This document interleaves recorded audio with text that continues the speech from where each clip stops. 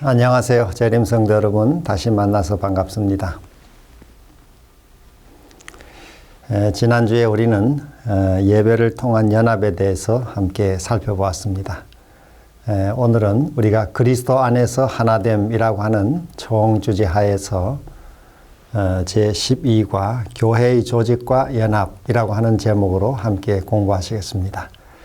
연구 범위는 에베소 5장, 마태 20장, 또 디도서 1장, 마태 16장, 갈라디아 6장, 마태 28장을 주로 토대로 해서 함께 이 주제를 살펴가도록 하겠습니다. 기억절의 말씀, 너희 중에는 그렇지 않아야 하나니 너희 중에 누구든지 크고자 하는 자는 너희를 섬기는 자가 되고 너희 중에 누구든지 으뜸이 되고자 하는 자는 너희의 종이 되어야 하리라. 참 귀한 말씀입니다. 우리 예수님께서 이 교회의 속성 그리고 또 우리 신자들의 삶의 특성이 어떠해야 함을 보여주고 있습니다. 이 세상적인 가치관에서는 권력을 휘두르고 또 제일 정점에 서야 그것이 큰 것으로 생각하지만은 이 아주 역설적이게도 예수님께서는 역삼각형의 제일 마지막 지점 그 사람이 가장 큰 자다 이렇게 말씀을 하신 것입니다. 교회의 조직과 연합이라는 이 제목 하에서 우리가 함께 좀 살펴볼 내용은 이 교회 그리고 교회의 조직 또 재림교회가 가진 구원관이 어떠하냐를 미리 한번 살펴보는 것이 필요합니다. 재림교회는 이 교회라고 하는 것을 예수님께서 만드신 조직이다. 또 하나님이 세우신 기관이다. 이렇게 보고 있습니다. 성경에서 예수님께서 내가 내 교회를 세운다. 이렇게 말씀하셨고 또 신약의 많은 부분에서 이 초기 교회 또 여러 가정교회들이 만들어진 것을 보면 이 교회는 하나님께서 사람의 구원을 위해 세운 기관이라고 하는 것을 확인할 수 있습니다. 우리 사도행전 9페이지 제일 첫 문장이죠. 교회는 사람을 구원하기 위해 하나님께서 세우신 기관이다. 교회는 봉사를 위하여 조직되었으므로 그 사명은 온 세상에 복음을 전하는 것이다. 이렇게 했습니다. 그래서 이 교회라고 하는 것이 하나님이 세운 기관이고 또 온 세상에 이 복음을 전하는 영혼을 구원하는 것이 그 사명이라고 하는 본래 목적을 분명하게 확인해야 되겠습니다.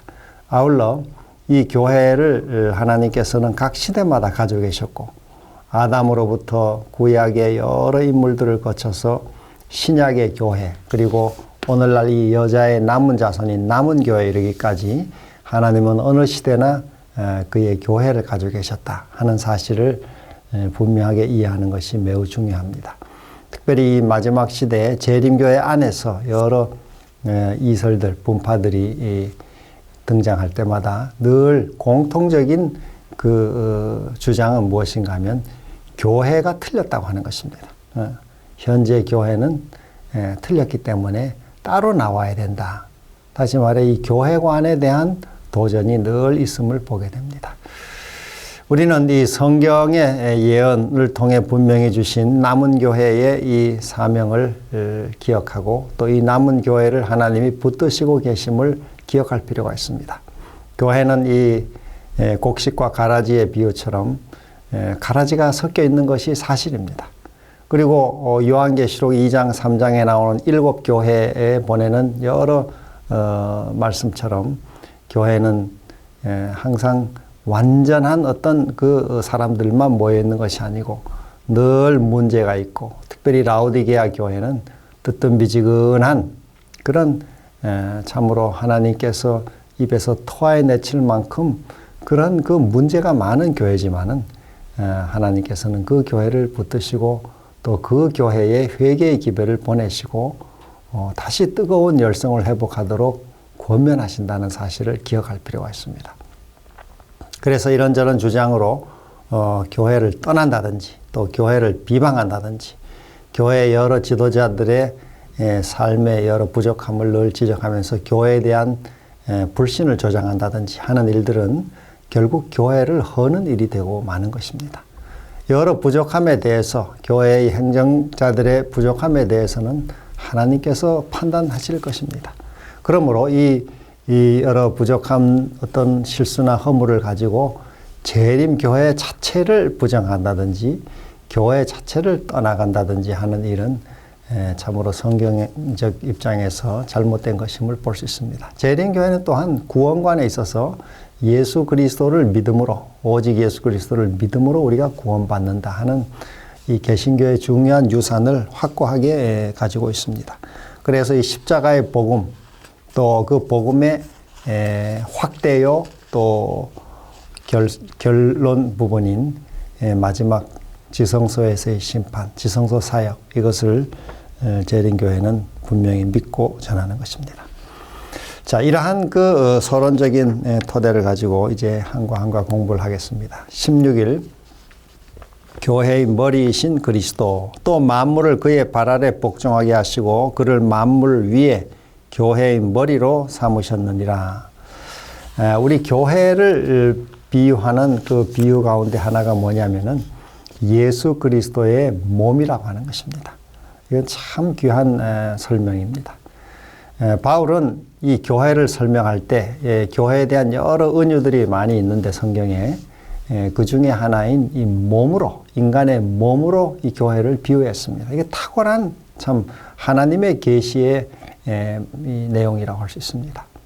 그래서 이 교회란 무엇이냐? 교회는 예수 그리스도의 몸이다. 또 그의 지체와 같다. 이렇게 설명한 것입니다. 그러면 머리는 예수 그리스도고 또 거기에 딸린 여러 신체 지체들은 우리 일반 신자들을 가리킨다는 것입니다. 그러니까 한 머리 아래 여러 신체들이 있듯이 이 교회는 예수 그리스도를 머리로 모시고 그분의 가르침과 지도와 인도를 따르는 여러 지체들의 이 연합이 바로 연합체가 교회라는 것이죠. 그러니까 교회는 우리 신자들은 예수 그리스도를 중심으로 하나로 연합되어야 하는 것이 올바른 교회라고 할 수 있습니다. 마치 우리 몸이 머리가 하나인데 이 머리에 있는 여러 지체들끼리 서로 싸운다. 그 비정상이죠. 요즘 우리 현대 많은 그런 질환들이 생기고 있는데 자가 면역, 자기 몸을 자기가 해야 하는 이거는 비정상인 것입니다. 그러니까 교회 생활에서 신자들이 서로 뭐 너와 내가 생각이 다르다고 싸운다든지 분열한다든지 또 그것 때문에 서로가 미워한다든지 한다고 하는 것은 정상적인 교회의 모습이 아니고 그건 비정상적인 교회의 모습이라고 하겠습니다. 그러나 불행하게도 안타깝게도 이 교회 안에는 이 사단이 인간에 심어놓은 죄된 본성을 따라 행동하게 하는 그런 이 유혹에 넘어가서 서로 분열하고 미워하고 갈등하는 일들이 왕왕 있습니다. 그러나 이 비유를 통해서 교회가 어떠해야 됨을 다시 우리는 확인하게 됩니다. 자, 그러면 교회와 신자와의 그리스도와 신자와의 관계는 어떠한가? 바로 이 머리와 몸의 지체들의 관계처럼 생존이 그리스도에게 달려 있고 또 그리스도는 생명의 원천이요 우리 정체성의 근원이라고 하는 것을 확인할 수 있습니다. 교회는 예수 그리스도의 명령을 순종하는 이 몸의 신체와 같은 것이고 또 우리 이 몸을 드러내는 이 정체성은 바로 예수 그리스도라고 하는 것이죠. 예수 그리스도가 우리 구원의 근원이요 또 삶의 명령의 최고 지침을 주시는 그런 지도자임을 우리는 믿고 따라야 하는 것입니다. 이러한 그 그리스도와 교회의 관계를 예증으로 나타낸 것이 에베소 5장 22절로 28절에 나오는 아내와 남편의 관계입니다. 아내들아 너희 남편에게 순복하기를 복종하기를 교회가 그리스도에게 그렇게 하듯이 하라. 또 남편들아 너희 아내 사랑하기를 그리스도께서 교회를 위하여 자신을 주심과 같이 하라. 그래서 아내가 남편에게 복종하는 일, 이거 주 안에서 복종하는 것이고 또 남편이 아내를 사랑하는 것은 그리스도께서 자기의 생명을 바쳐 교회를 위해 생명을 바쳐 십자가에 죽으실 만큼 사랑하신 그 사랑으로 사랑하라는 것입니다. 오늘날 우리 가정에서 남편이 아내를 그렇게 사랑할 때 그 아내는 또 감사함으로 남편의 머리됨을 인정하고 또 순종하는 그런 아름다운 관계를 맺을 수 있는 것입니다. 바로 그리스도와 교회의 관계가 이런 아내와 남편의 관계와 같다는 것입니다. 그러므로 이 교회 안에는 연합과 질서 또 역할의 여러 다양함이 이 교회 안에는 존재하는 것입니다. 그래서 교회 장로, 집사, 또 오늘날 우리 교회 안에서 있는 안교장, 또 선교회장, 수석 장로, 수석 집사, 도르가 회장, 여러 직분들이 있습니다. 이런 직분은 세상적인 무슨 감투가 아니라고 하는 것입니다. 때때로 다 그런 것은 아니지만 가끔 어떤 이 교회 소식을 들으면은 그러한 직분을 감투처럼 생각해서 그것을 서로 차지하려고 한다든지 또 그것이 자기가 원하는 직분을 맡지 못하게 되면은 매우 이렇게 분노하고 또 그로 인해서 교회에 협력하지 않는다든지 이런 일들이 가끔씩 이렇게 들릴 때가 있습니다. 그것은 성경의 가르침을 완전히 잘못 이해하고 있는 것이죠. 이 교회의 직분을 세상의 무슨 감투처럼 생각하는 잘못된 이해 때문에 그런 일들이 비롯되는 것입니다. 벌어지는 것입니다. 우리 교회들 안에는 그런 일들이 있어서는 안 되겠죠. 또 교회를 벗어나서 기관, 우리 합회든 연합회든 지회든 대청회든 이런 기관의 직분을 맡는다고 할 때 그것도 역시 무슨 감투처럼 세상의 권력을 잡는 것처럼 그렇게 이해하고 그런 방식으로 접근하는 그런 경우들이 가끔 있습니다. 그것은 이 성경 말씀에 비추어 보면 완전히 빗나간 것입니다. 거기서 초래되는 많은 이 여러 일들은 참으로 개인과 공동체에 큰 피해를 가져오는 것을 볼 수가 있습니다. 그러므로 오늘 우리는 여러 직분들이 또 역할들이 기능들이 예수 그리스도의 지체라고 하는 것을 기억하고 그 예수 그리스도께서 인정하시는 인정을 최고로 따르는 그것을 가볍게 또 값지게 여기는 그런 마음으로 일을 해야 할 것입니다. 그래서 내가 교회 직분을 이렇게 맡았는데 너무 미미하다. 또 어떤 일을 내가 교회 직분을 맡아 봉사하는데 아무도 알아주지 않는다. 이렇게 할지라도 이걸 주님 앞에 충성하는 이 주인이 주님이시고 머리가 주님이시기 때문에 주님 앞에 충성하는 마음으로 주님께서 다 인정하시고 알아주심을 기억하고 믿고 주님께 하듯 충성의 봉사를 우리는 바쳐야 하는 것입니다. 담임 목사의 눈에 들기 위해서 한다든지 또 어떤 행정자의 눈에 들기 위해서 내가 사역을 한다든지 하게 되면은 우리 자신도 불행하고 또 올바른 결과도 거두지 못하는 것입니다. 그리고 또한 감독의 직분을 맡는다든지 행정자의 직분을 맡는 사람들은 그 직분이 내가 어떤 권력을 휘두르는 세상의 어떤 집권자들처럼 권세를 부리는 그런 마음으로 해서는 안 되는 것이고 주님의 뜻을 구하면서 주의 뜻을 이루는 자세로 치리를 해야 할 것입니다. 자, 이러한 그 성경의 이 원리 또 가르침을 바르게 이해하고 실천하는 우리 삶이 되기를 소망하고 이제 연말 여러 교회들의 직원 선거 또 합회의 총회 이런 일들이 있을 때 이런 올바른 이해를 가지고 우리가 처신하는 그런 자세를 우리 함께 나누면 좋겠습니다.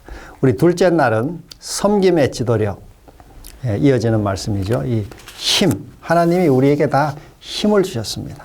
신체적인 힘, 또 정신적인 힘, 그리고 또 어떤 관계 속에서의 힘, 직분의 힘, 지위의 힘, 재물의 힘, 또 어떤 교육의 이 학벌의 힘,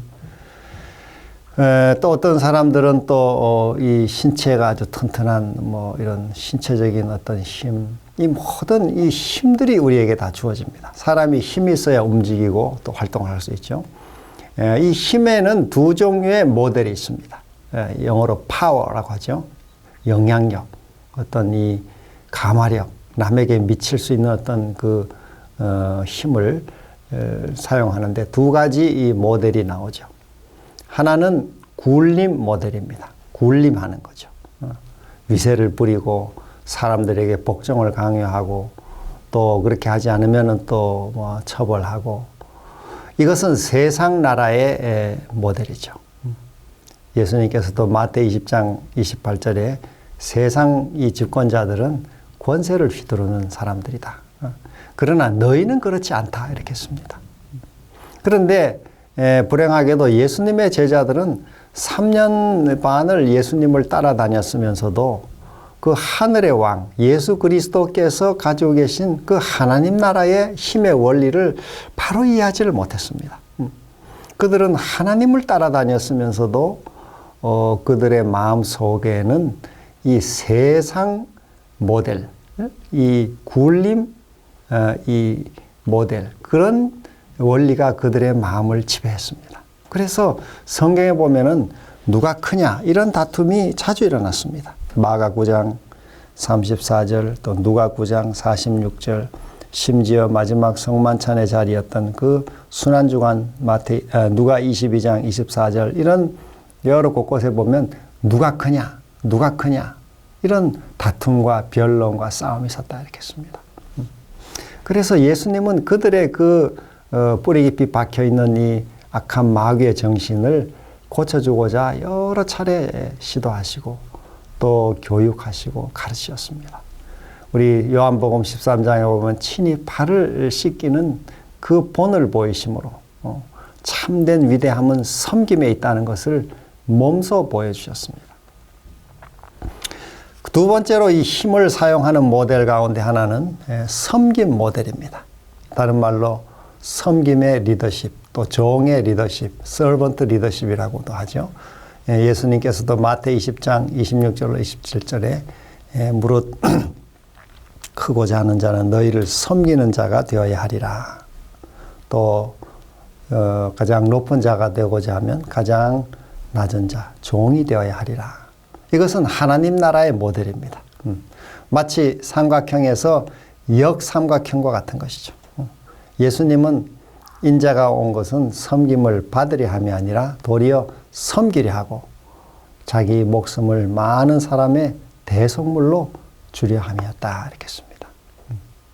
그래서 예수님은 종으로서 가장 위대한 이 사람은 종의 섬기는 삶이 하나님 나라에서는 가장 위대한 것이라고 하는 것을 보여주신 것입니다. 오늘 우리가 받은 힘이 있습니다. 아까 말씀드린 대로 여러 다양한 이런 힘이 있는데 이런 힘을 우리는 어떻게 쓸 것이냐? 재능, 교육, 재물, 건강, 직분, 지위, 여러분께서 받은 그 여러 힘을 섬김과 봉사를 위해 사용할 때 우리는 올바로 사용하는 것입니다. 내가 어떤 가르치는 달란트가 있다. 또 노래를 잘하는 달란트가 있다. 그림을 잘 그리는 달란트가 있다. 뭐 이렇게 할 때 그것을 가지고 교회 봉사를 하게 될 때 주님께 헌신하는 마음으로, 주님을 섬기는 마음으로, 주 앞에서 하는 봉사로 우리가 무아의 또 헌신의 이 봉사를 주님께 드려야 하는 것입니다. 어떤 데는 그런 재능이 있으면서도 교회에 뭐 이런저런 뭐 마음이 들지 않는다 해가지고 봉사를 하지 않고 이렇게 감춰두면은 그 재능이 녹슬어 버립니다. 얼마 지난 다음에 별로 쓰이지도 못하고 아까운 세월을 보내게 되는 것이죠. 우리는 이러한 여러 힘을 하나님께로부터 위탁받은 청직이라는 것을 기억하고 그 주신 힘을 잘 관리하고 올바르게 써야 하겠습니다. 어떤 분들은 내가 받은 재물, 돈은 이거 내 것이다 이렇게 생각하고 그것으로 위세를 부린다든지 또 그것을 자기 마음대로 이렇게 쓴다든지 그렇게 함으로 하나님의 선한 목적을 이루지 못하는 경우들이 있습니다.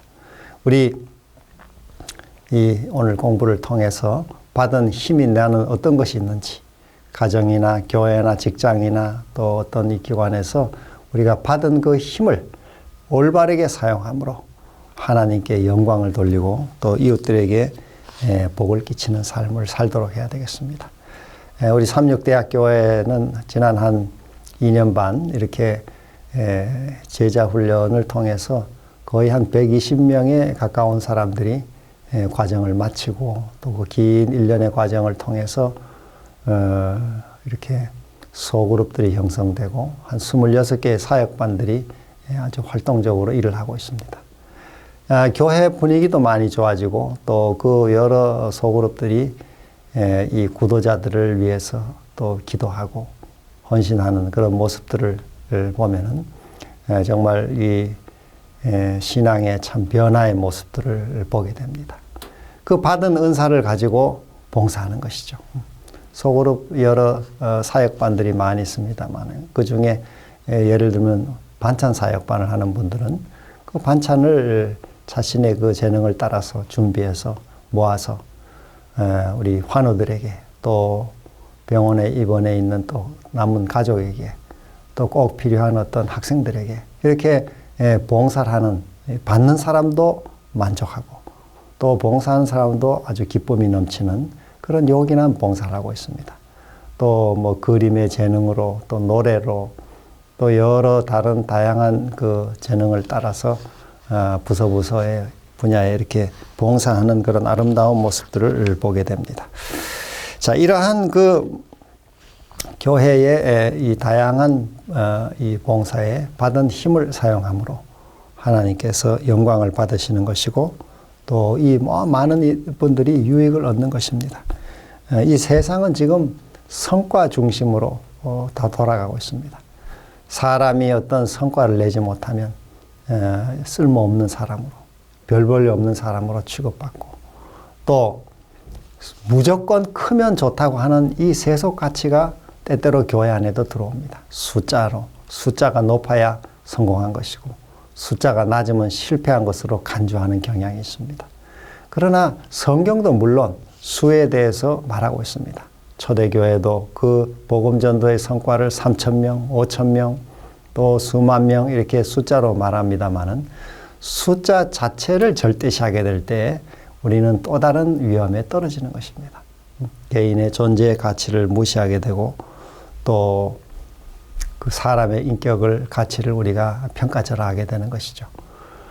또한 그러나 반대로 태만하고 고의적으로 태만하고 게으르고 자기 일을 불성실하게 할 때 그것은 또 다른 문제라고 할 수 있습니다. 그런 문제에 대해서는 성경은 고의적인 범죄, 이 계속적인 고의적 범죄는 하나님의 진노와 심판을 받는다고 분명히 말하고 있는 것입니다. 자, 오늘 우리 받은 힘과 또 능력을, 재능을, 또 시간과 재물을 주님을 섬기는 일에 올바르게 사용하는 그런 우리 모든 직분자들이 되기를 소망해 봅니다. 그 다음에 우리 셋째 날에 교회 연합을 보존함. 교회 연합을 이루는 요소 가운데 또 하나는 이 하나님의 말씀을 올바로 분별하고 또 그 말씀을 부지런히 가르치는 것입니다. 여기 첫 구절을 보면 너는 진리의 말씀을 옳게 분별하며 부끄러울 것이 없는 일꾼으로 인정된 자로 자신을 하나님 앞에 드리기를 힘쓰라. 이 바울이 디모데에게 보내는 권면입니다. 디모데후서 2장 15절에 또 디도에게도 바울이 보내기를 미쁜 말씀의 가르침을 그대로 지켜야 하리니 이는 능히 바른 교훈으로 권면하고 거슬러 말하는 자들을 책망하게 하려 함이라. 바울은 디모데와 디도에게 권면하기를 이 말씀을 올바로 분별하고 이 말씀을 가르치라 이렇게 했습니다. 디모데후서 4장 2절에 보면 너는 때를 얻든지 못 얻든지 말씀을 전파하라. 하나님 앞과 살아있는 자와 죽은 자를 심판하실 그리스도 예수 앞에서 그가 나타나실 것과 그의 나라를 두고 엄히 명하노니 너는 말씀을 전파하라. 때를 얻든지 못 얻든지 항상 힘쓰라. 범사의 오래 참음과 가르침으로 경책하며 경계하며 권하라. 때가 이르리니 사람이 바른 교훈을 받지 아니하고 귀가 가려워서 자기의 사욕을 따를 스승을 많이 두고 또 그 귀를 진리에서 돌이켜 허탄한 이야기를 따르리라. 디모데후서 4장 1절로 4절. 특별히 말세의 특징은 하나님의 말씀을 듣지 않고 자기 귀에 즐거운 귀를 즐겁게 하는 그런 이야기, 허탄한 이야기를 줬는다 이렇게 했습니다.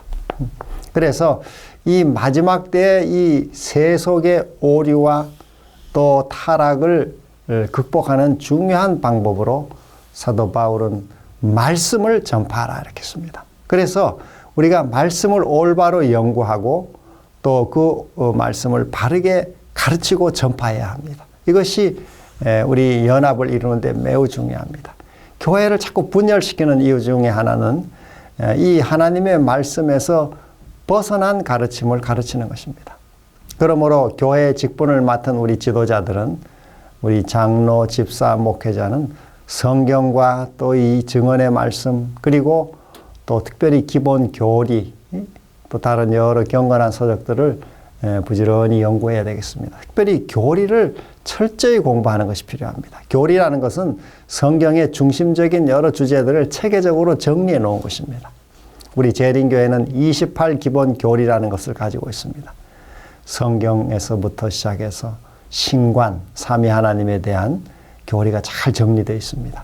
그 다음에 인간의 상태, 타락, 창조에 대해서 정리하고, 타락한 인간에게 필요한 구원에 대해서 정리하고 있습니다. 구원론에 대한 이해가 꼭 필요한 것이죠.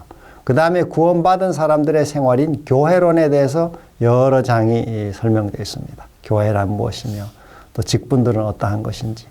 그 다음에 또 생활론에 대해서, 그래서 안식일, 율법, 건강생활, 이것을 아주 체계적으로 우리 재림교회가 잘 정리해 놓았습니다. 그 다음 마지막으로 종말론, 재림과 천년기, 부활, 죽음의 문제, 또 새하늘 새 땅의 문제. 그래서 28 교리를 우리가 자주 좀 체계적으로 공부를 해야 합니다. 교리 공부가 없으면은 우리 신자들이 이설에 쉽게 넘어가게 되어 있습니다. 또 요즘 뭐 반삼위일체 주장이나 완전주의 주장이나 이런 주장들을 할 때 그게 어디가 문제인지, 신학적으로 성경적으로 뭐가 문제이기 때문에 어떤 결과가 나는지를 이해하지 못하고 설명할 수가 없습니다. 그래서 겉으로 보기에는 완전주의가 매우 열심인 것 같고 철저한 것 같은데, 그 완전주의 우리 이 주장을 하는 분들의 신앙 생활을 살펴보면은 그 스스로가 마음에 기쁨이 없습니다. 평안이 없고 늘 심각하고 항상 남을 판단하고 정죄하는 경향에 떨어지게 되어 있습니다. 왜냐하면 그 신학적으로 죄관이 이미 문제가 있고 또 완전관을 잘못 이해하고 있다 보니까 불가능한 이 시도를 하는 것입니다. 그리고 자신도 되지 않는 그 완전의 이 어떤 모습을 상대에게 자꾸 비추어서 상대의 허물과 죄를 지적하는 것이죠. 그래서 그 특징이, 공통적으로 나타나는 특징이 두 가지가 삶에 기쁨이 없는 것이고, 또 하나는 항상 남을 정죄하고 판단하고 비난하는 것입니다. 여러분이 옆에 교우들이 한번 신앙하는 모습을 또 대화를 주고받아 보시면은 그러한 특성이 있다 하면은 그 무언가 그 마음 바탕에 완전주의 영향을 받은 것이죠. 우리는 이 완전주의도 피해야 되고, 또 그렇다고 해서 율법 무용론에 아무렇게나 살아도 되는 그것도 피해야 합니다. 우리 성경적으로 올바른 이 교리적인 토대를 확고하게 가지는 것이 매우 중요합니다. 자, 그 다음에 우리 수요일에 넘어가서 교회의 징계.